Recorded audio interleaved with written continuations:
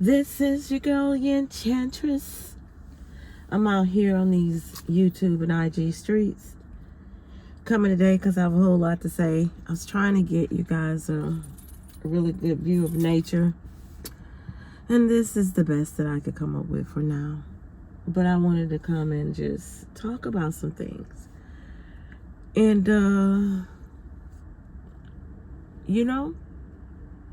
certain lives do matter. They just do. Life matters. And I want to share the story again about a dear classmate of mine, Michael Donnell. Michael Donnell was an upperclassman, and we would have lunch periods together. And there would be times that we would just sit, in the breezeway of the courtyard, and we just chill and talk. And I realized how precious his energy was almost immediately. And so it made it very easy for me to commune with him in this manner. And he was always such a gentleman to me. I do remember that. And so we did this, commune on a regular basis. And there would be times where we would just talk about whatever came up. And I remember one time he told me, he said, you're very special and precious. He said, you've been marked by God. And he said, don't forget that. And I have not forgotten it. And there would be times that we wouldn't commune, but we would be in the same vicinity. And I could hear him telling certain males, don't even think about it.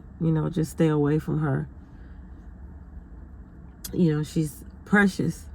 And there would be times when guys would, high school, all this testosterone, be attempting to hit on me. And he was telling them, no, y'all gonna keep it moving.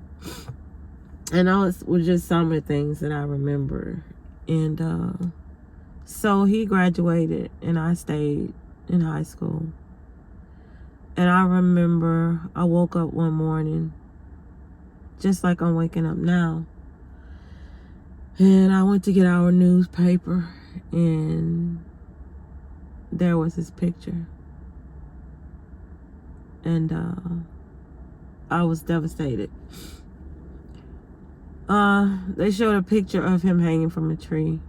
And although that was difficult for me, but the mud on his denim jacket is the thing that stuck out most. And I thought about that mud and how it got there. So what happened was he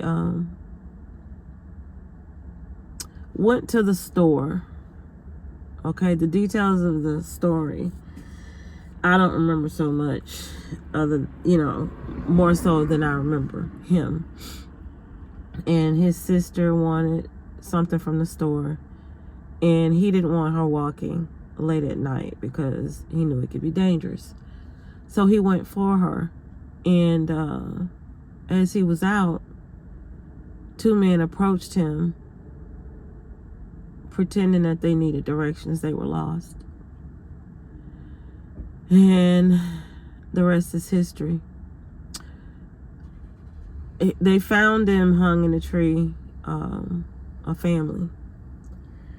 And at first, it was attempted to be purported as if a drug deal gone bad. That's how they were dealing with it. And his mother, Beulah May Donnell, said, oh no, you will not tarnish my son's image or memory. And I remember this. And she set out to prove his innocence. And she pressed and she pressed and she got her legal counsel, and she pressed and she pushed. This is in not rural, but in Mobile, Alabama. That's where I was born and raised. And she pushed because she knew that it was a murder. And she found out that a Grand Wizard son of the KKK in Alabama, Mobile, Alabama, and another male had gone out that night, and they had made a pact to find a black man and to kill him and hang him for the world to see. And they were upset because a man of color, which you term black, had murdered a white man and was acquitted. So in retaliation, they decided to choose a black man as a message of vengeance. And so she decided to sue the chapter, Alabama chapter of the KKK, after the facts came out. And she did so successfully. And that success and her efforts bankrupt the Alabama chapter of the KKK. Not the chapter in just Mobile, but the chapter in Alabama itself. And that is monumental. Now, after this came out, I was compelled, because I knew that they would attempt to. Something in me just knew. And I promised him that I would not allow them to allow him to be forgotten. So I promised that every year, at least once a year, that I would tell people of his tenderness and his preciousness and how he was stalked and captured and what was done to him. Now, they took him across county lines, Mobile County line, and they hooked him up to the back of a pickup truck and they dragged him. Okay? They dragged him. And then they brought him back across Mobile County line. And the guy that was the son of the Grand Wizard, he picked the house across the street from his. And they hung him and hoisted him in a tree. And I realized then why the mud rang out to me.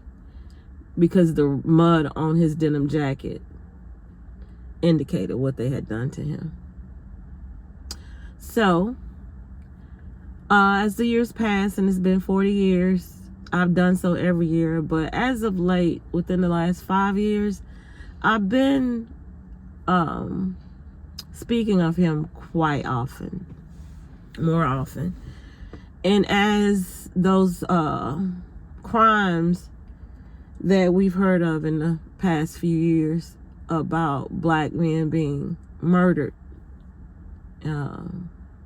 before the world, it rubbed me the wrong way that Michael's story and his mother, Ms. Donald's story, was not woven into American history.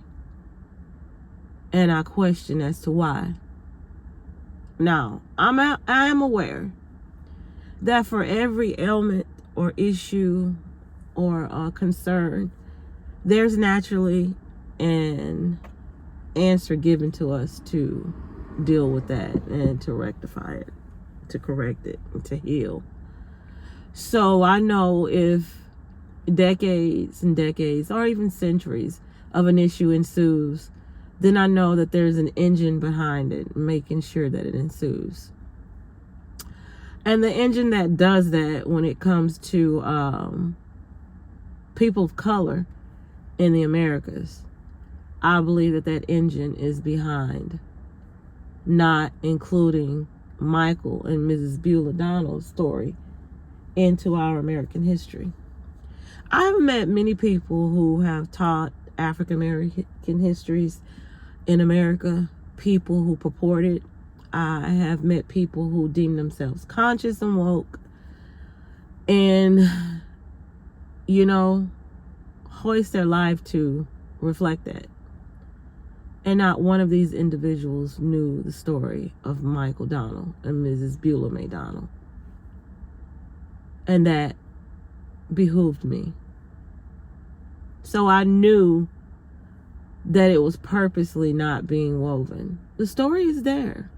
And it could have easily been monumentalized and repeated yearly over and over and over. And I know that if it had been ritualistically repeated over and over and over, hate crimes wouldn't be as they are now. And I'm going to tell you why. Because Michael suffered something, and his mother came in and she did her duty as a mother, and she slayed the dragon.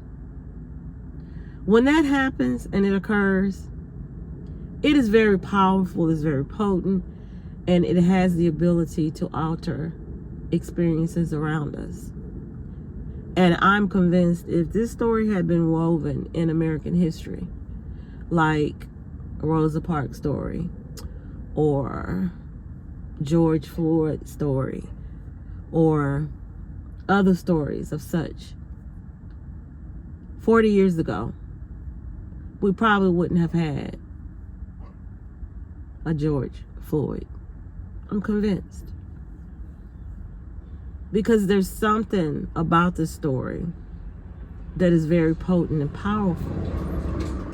And when listened to, it actually does what it's supposed to do. And that's how you know it's authentic. So, Michael,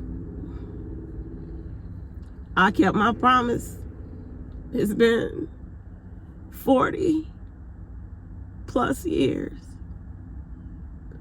And I have reminded them of your precious nature to this life experience and how important that life experience is for needed change.